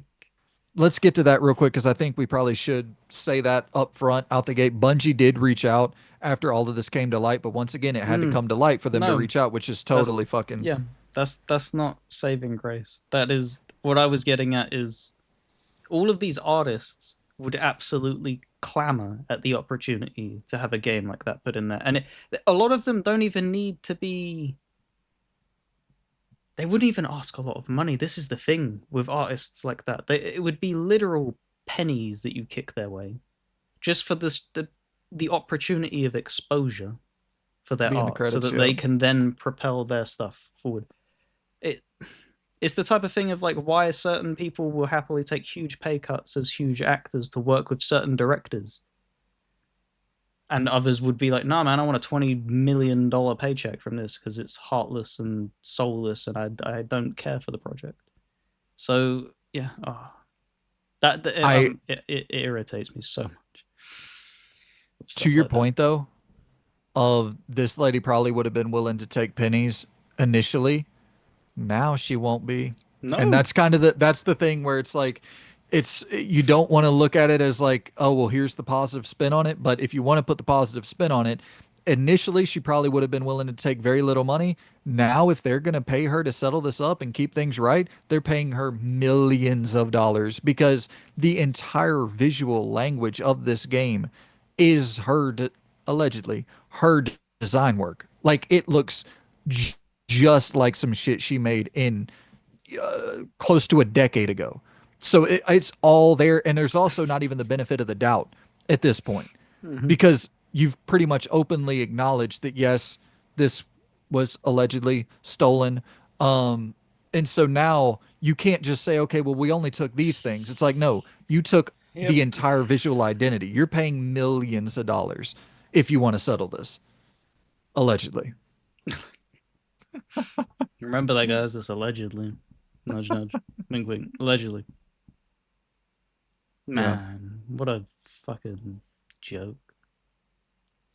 And also, this looks horrible on PlayStation as well. Like, I don't want to keep on Yeah. tripling down, but like this, I know you can't micromanage every little move Bungie makes and every little move all of your studios make, but it, once again, perception is fucking reality. And this looks like another live service debacle. And it's probably going to be another live service debacle. Well, where do you think that money's going to come from if they have to settle it? They own Bungie. Right. It's coming out of Sony's pockets. Like, it's not going to come from. They're going to pluck it from the ether. That's more crap tied to that game. Just when you think it can't get any more of a joke. Well, how about we get we get to another joke. Oh, for fuck's Um, sake. Is there so any let's positive news this week? It's Please. not. I promise. Everything from this point is so much less severe than literally fucking theft, Allegedly. alleged theft. So let's start off with something somewhat cool here. So Prince of Persia: The Sands of Time is allegedly going to come out spring 2026. It'll release by spring of 2026. So this was in Ubisoft's latest earning call, and they're suggesting that the Sands of Time remake will release by spring of 2026. So not long to wait for that. Getting out before GTA 6, and I I hope it actually does come out before GTA 6. I hope it hits spring of 2026. I think Sands of Time is an excellent fucking video game. I'm pumped to play it again. I know that this thing has been through a very, very tumultuous and an arduous and brutal development cycle where they had a team working on it and was about to launch the game. I believe it Yeah, was, it was ready to I forget, go by the looks of it. It was they crazy. had trophies Yep, and everything was ready to go. But then Ubisoft took a look at it and was like, this is dog shit. And so they had to rework it from the ground up. which is Um, saying something. yeah, their bar of dog. Yeah, right. So that's good news, I guess. Early 2026, we'll be playing the Sands of Time remake. uh, yeah, I suppose. Although I'm sorry, but what gets me thinking is there's all this calling for a Splinter Cell remake. If they're struggling with a Sands of Time remake, what hope in hell do they have of making a Splinter Cell remake that actually functions like spot on? Like you're talking like this feels good to play as a remake. That's my big Well, worry. how about we bundle these two stories together then? Because now we'll get to the negative bit. Uh, Ubisoft has delayed its significant IPs to improve game quality. This is coming from Insider Gaming. Um, let's see here. Ubisoft has announced during its end of year fiscal earnings that it's made the decision to delay some of its major IP and games to improve on game quality. The news, which was announced today, was said to be made because of the benefit the company has seen from delaying Assassin's Creed Shadows, which has become one of the game's highest rated games in the past decade. In the financial report, it said after a thorough review of its pipeline that took place from October to December, the group decided to provide additional development time to some of its biggest productions in order to create the best conditions for success. This decision has already been beneficial to the quality of Assassin's Creed Shadows. As a consequence, fiscal year 2026 and 2027 and fiscal year 2027 and 2028 will see significant growth versus fiscal year 2025 and 26 on the back of strong content coming from the group's largest brands. According to our sources and past reports, Insider Gaming understands that this includes the Assassin's Creed pipeline and the highly acclaimed anticipated next installment of the Far Cry series, which has been internally pushed to late 2026. Ubisoft's biggest productions likely also include the Splinter Cell remake under the codename North and the next mainline Ghost Recon game. So, pretty much everything has delayed to 2026 and 2027 for Ubisoft. And like you said, Splinter Cell, I imagine, is a brutal, brutal fucking remake because unless you goddamn MGS5 tech, MGS5 level fucking mechanics and if you're not hitting on that bar, because that's the bar now for your stealth action sort of video game experience. Like I man, that game, Metal Gear Solid 5 plays so fucking well. And I would be stunned if this Splinter Cell remake can hit those heights. I would be stunned if it lives up to players' expectations from the original game. I I was actually one of the few that actually enjoyed Blacklist and stuff like that. The newer ones, I felt like they played well. They didn't gel with players by the sales projections and stuff, and the fact that they canned, making any more in that series. That's the only way I see them doing it. I'm we we give Ubisoft a lot more of a bit more wiggle room than a lot of other people. It's probably the best way of describing it. There is no way in hell that they have the ability to make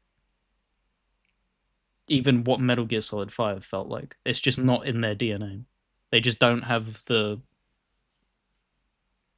skill and the talent to do it. They make very specific games now, and they all feel fairly relatively the same. Because what I'm thinking of is the last game that they put out that would be close to feeling that way would be Watch Dogs Legion. That's not in any way a shape feeling of Metal Gear Solid 5 in terms of quality. Not close. And you're talking that would be, and the game that would fit closest to feeling with what they would want to go for is Breakpoint would be the last one, which also just it's not even comparable. I would worry for the remake if they try to do that kind of thing, because the only way that they're going to be able to do it is by going back to the drawing board with just something that's similar to Blacklist, which people aren't going to want. It didn't work back then. It probably won't work now, unfortunately. It's hard to even really get excited for like Splinter Cell, Beyond Good and Evil 2, yada yada yada, because they feel like just distant memories. Like those announcements and Yeah. the idea, the concept of those games don't even seem like it's something that we're ever gonna really see. I hope we do, but it doesn't feel realistic at all. But Far Cry does. And so let's kind of stick with Far Cry for a second. What do you want from a new Far Cry game? Like, is there any? Because whenever I think about Far Cry, the thing that always hits my brain is like these games are 8 out of 10 games if you just put a competent story in there.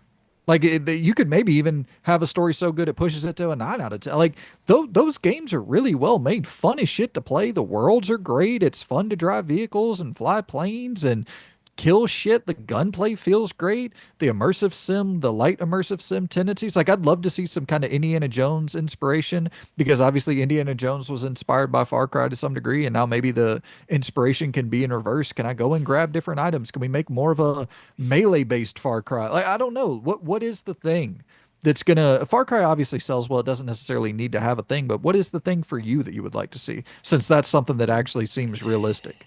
They wouldn't be able to hit on what I would want. It's Well, it's you the tell me. it's the thing of like the design philosophy they've gone down. I've liked less and less. Um, Obviously we all played Far Cry 3 and stuff like that, and it was a fun esque game. Far Cry 4 came out and it was fairly similar. It was like, okay, well, that's and this is the thing of like when you're pumping them out so quickly, people get sick to death of the design formula much more quickly. So then they were like, okay, well, we'll put out Primal and this and that, and it's just like, okay, we need to shake it up. And I think the way Far Cry 5 felt is probably the best overall Far Cry experience. Like, don't get me wrong, the beats in Far Cry 3 for story, I think was probably played off a little bit better. But as a complete package, I think Far Cry 5 was the best that they've managed of the series, at least modernly. Far Cry Far Cry 6 was just I'm sick to death of the gear systems. It doesn't I can tolerate it in like sword combat games. In gun games it just feels wrong to headshot somebody with a sniper rifle and then just look at you like, "Huh, you didn't just do that." I so agree. Like it drives me insane when playing through Far Cry 6 doing it that way. And just that's what I mean. It would just have to go back to being an extremely hardcore experience. Like what I would personally want is like the Ooh, level Far of Cry 2? yeah, of Far Cry 2, of just relentlessly beating the shit out of the player.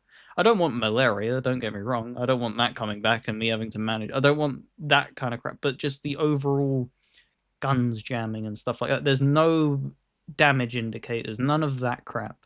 It just feels like how it should. A person struggling to survive and leaning into the survival elements, which Far Cry hasn't felt since Far Cry 4 was probably the one that they kind of squeezed. I know Primal kind of did that, but I don't know.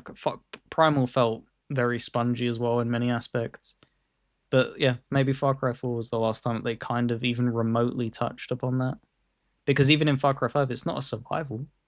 It doesn't feel like you're surviving against this cult and stuff. It just feels like you're massacring people for the most part. You're just True. a walking piece of destruction. That's what I would want. I would want it heavily stealth based and stuff like that, but to the point where you have to be thoughtful and not just willy nilly go into camps and just beat the shit out of people with little to no repercussions. That would be my dream. And I think like you could do a lot of that survival stuff and really lean into that by incorporating some of the Indiana Jones like features where you actually are having to scrap for resources and find things to hit enemies over the head with or find food that's laying around to keep yourself from starving. And like there could be some cool shit like that where the items in the environment really, really matter so much more. Um, yeah. So dude, we're closing in on our final story. This I'm looking through the doc here. I'm trying to make sure I didn't skip over anything, but I think this is it. Mm-hmm. Final story of the day. So we'll end on a lighthearted one. End on something fun. Talk a little Gears of the War. A movie for Gears of War is on the way. Netflix is the partner and they have David Leitch, John Wick 2, Deadpool 2, and Bullet Train as the director. for this film. So some solid talent there. I think that a part of me wonders if we're getting a little too crazy with our adaptations that are heading to Hollywood. But at the same time, there is some pretty fucking cool story beats in the Gears franchise that would be sick to see play out It's in in a film. it's also very low stakes, if we're being honest. It When you think of the difference between like Gears and Halo, Halo has so much spectacle tied to it, which would be expensive. You'd be like trying to have to mimic like Avatar uh kind of stuff. Whereas with Gears, it could be just fairly standard action Hollywood crap that we see all the time. If that makes Yeah, sense. I don't think it would be all that risky to make. totally. Yeah, kind of boots on the ground action. Yeah. And I mean, like, there. So let's do something. Let's get ridiculous. Let's try to cast some of the Oh gears. God. Let's so okay. I'm thinking that the best case scenario for Gears is it becomes a new Expendables. Like it becomes a Ooh. new, you know what I mean? Where Yeah. it's you just have crazy stars in there that like make no fucking sense and it doesn't take itself overly serious. It's silly, it's fun. It acknowledges the ridiculousness of it to some degree, but it's also you can't feel like the actors know that they're in a goofy thing. Like you don't want Ryan Reynolds type people. No No. offense to him, but like it doesn't need to be, third wall, fourth wall breaking type shit. You want to so like my brain goes to people like of course you want Batista as your Marcus Phoenix. He's been campaigning for that for ages. He wants that so bad. He seems like such a nice guy and he really loves Gears of War. Give him the damn job. I would love to see him as Marcus Phoenix. He's a badass actor too. Yeah. And he has Dave range. That's He Batista. doesn't get enough credit for that. He has the ability to come in and play as a meathead, but also probably land on them like heartfelt moments. Which there are. Don't get me wrong. It's not like a ton of them in Gears, but there are a few moments where it's like, okay, the music becomes somber, and it's like, fucking Christ, that actually hit me in the feels in a Gears game. The hell's going on? So I think he could land that pretty well. So we got Dom. Um, do you go The Rock? Have WWE just fucking No. Well, I can't spoil it. bro, imagine The Rock finding out like he's reading the script and he finds out that Dave Batista is the star and he's gonna have to play Yeah, like he's gonna I have to don't play the think he would. co-star. I think he has a little bit strong of an ego to not want to be second best. I don't even know who you would cast as Dom. Loon, do we go from one Dom to the other? We No, take no, no, Vin Vin Diesel. Diesel. No. Oh. Yeah, Mm. it's tough to think of just jacked motherfuckers. Like who are the most that's really where my brain goes is like just who are the most jacked? Do you throw John Cena in there? Just WWE? You just pretty much have nothing but Stone Cold is somewhere in there. You fucking Stone Hulk Cold as Marcus's dad. fucking Hulk Hogan is the main villain somehow. The entire plot line is trying to stop Hulk Hogan from saying the N-word. Oh Jesus. Oh man. Yeah, it's yeah. Oh, go on. No, I was on August 27th, the next big blockbuster, Gears of War. Dave Batista as Marcus Phoenix. I could John Cena as what's Dom's last name? Dom. I don't fucking know. Santiago, I think. I think yeah, it is. It is. Good fucking pull right there on the fly. John Cena is Dom Santiago. Hulk Hogan as himself. Oh, yeah, no, that there's it would probably have to be that cast. That's the kind of thing because they're just like refrigerators as men Yeah. in Gears of War. They're just chunky ass dudes. So unless you did some CGI crap, but that would make it look Hmm. so cheap and weird, probably. Because that's what made me Yeah. laugh of I don't think you've seen like the concepts of stuff of how they're gonna try and handle the Warhammer live action thing. Oh God. Like this is the thing that people don't understand when they're playing like Space Marine and stuff. They just think, oh yeah, it's just like an army guy in a suit. You're talking like these people are 12 feet tall. Like they're fucking huge Space Marines. And in Space Marine 2, they're playing as Primaris, some of them, so they're even like chunkier dudes. So Hmm. putting like Henry Cavill's tiny little head in the, it just looks really goofy as shit. So that would be the thing So that they would struggle with, I would assume. that's what I'm looking. I just Googled most muscular actors, and I'm just looking through. So there's this dude named Winston James Francis who's a big motherfucker, but I, you know, I don't. I don't really know, man. There's really not a ton of options out there for just jacked. Because this is Jason live Momoa? action, right? Yeah, Is live gonna be, action. yeah. Oh man, What about Jason Momoa? yeah, you could do. You Yeah, sound so defeated. I don't know because it just feels so. I don't know. They're so overused as well. Is what like I'm thinking of as well. True. That's the thing of like if you're gonna be casting these people because like are you gonna cast Jack Black because he's everywhere. Yeah. Kevin Hart Kevin as Kevin Hart Coltrane. is Cole. Here comes the We were right there. Coltrane. And he runs out and he's like 3 foot tall. It's like what the Oh man. fuck, man. Oh, Um, uh, um, what is it? Jack Reacher, the dude who plays Jack oh, see, Reacher that's a good, yeah, that would be a good casting. as Baird. Yeah. He's Ooh. solid. Um, how am I drawing a blank on this? He's like one of my favorite. Nathan Fillion, I think he could bulk up a little bit. Yeah. Um, What? Let's but he's see. not like a Nathan. tiny guy. I don't think he's fairly like muscular. He's not like to the fucking extent of Batista and stuff. Like they're on a Right. completely different level, but he could land a role. You said Cavill. Cavill's right on par with those dudes, and also Cavill is tall Mm. as well. And like you kind of need with if you're going to be starring alongside fucking Batista. Batista's 6'6", I think, or 6'5", and I think Cavill's like 6'4", so that would line up. But I'm To be Cavill's fair, not on that level. you can get away with some of that shit in Hollywood. Fucking Tom True. Cruise is like 3 foot 1. You Yep. wouldn't know it. So yeah, there can be stuff that the thing is that when you're casting a group like that of very specific roles, your casting is so limited. It probably is just going to Yeah. be wrestlers or athletes of that Football sense. players. And yeah, other than WWE, as you've said and listed them out, the Jack Reacher guy, Henry Yeah. Cavill.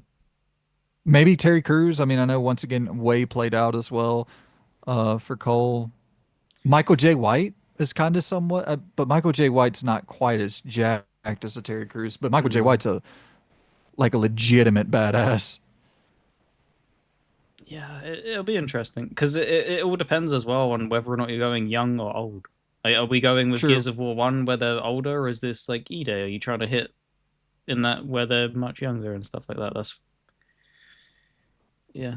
It's going to be interesting because Hollywood, even if they land like a few stellar casts, there's going to be one in there where it's like, what the fuck were you thinking? Like, why is Yeah, Harrison Ford bad? Like, something absolutely. stupid like that. Yeah. I'm just Ryan Gosling interested. is Baird. They probably would. Tom Holland is Hmm. bad. Tom Holland is Baird. That is it.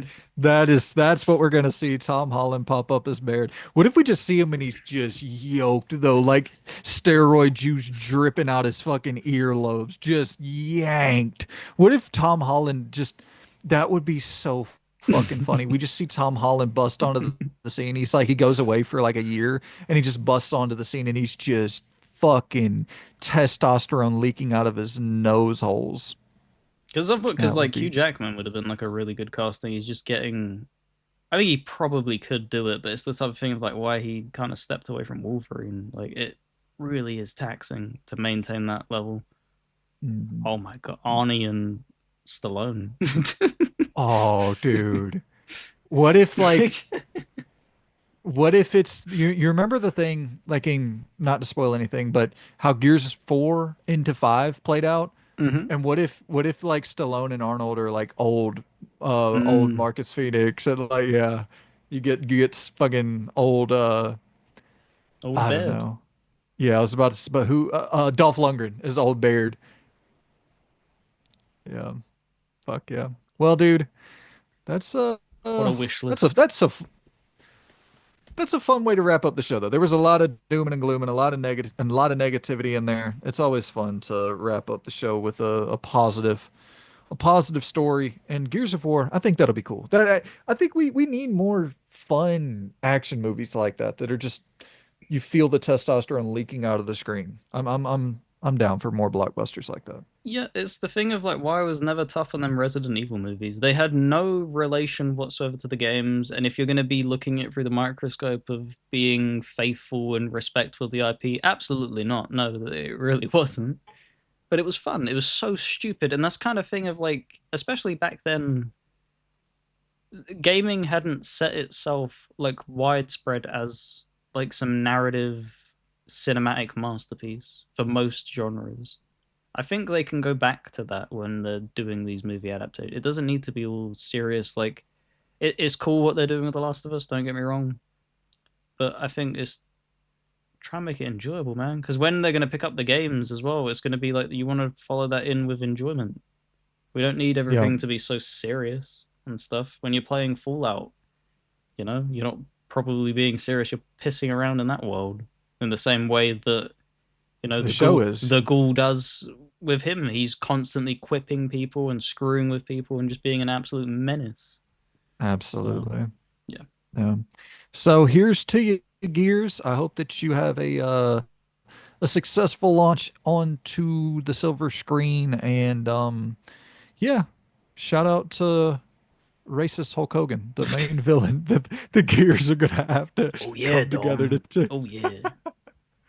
Oh man, that doesn't work for me, brother. We appreciate y'all for tuning in. This is the Ramble Report, episode 3, I believe. Maybe episode 2, episode 3, episode something of the Ramble Report. Not great with the episodes, but it'll be in the thing. It'll be in the title. You'll see it in there. You'll know it. We won't. Um, we appreciate y'all for tuning in. Like, subscribe, share the video with, and I want to shout out before we get out of here, man. Y'all have been awesome about liking and subscribing and sharing. I see all the analytics in the background, the comments, boosting it for the algorithm. All of that shit helps out massively. And I just want to thank y'all for supporting on that level. Because once again, as somebody who watches content, watches YouTube, I often forget to do all that shit, the liking and sharing and subscribing and commenting and all that. And so yeah, I know it's very easy to forget to do that. And the fact that a lot of you will go that extra step to support this shit to get it out there to new eyeballs, we greatly, greatly appreciate it. And we shall be back with a lot more stuff very, very soon. Go ahead, Lou. One more shout out. I just wanted to shout out Physical for his foray into content creation, if that's all right. Totally. Um, Absolutely. Physical, obviously, extremely long time viewer of the channel. Big ups to the man. Has decided to also become one of us degenerate One of content us. creators and put his opinions out there on the internet, which, good luck to you, sir.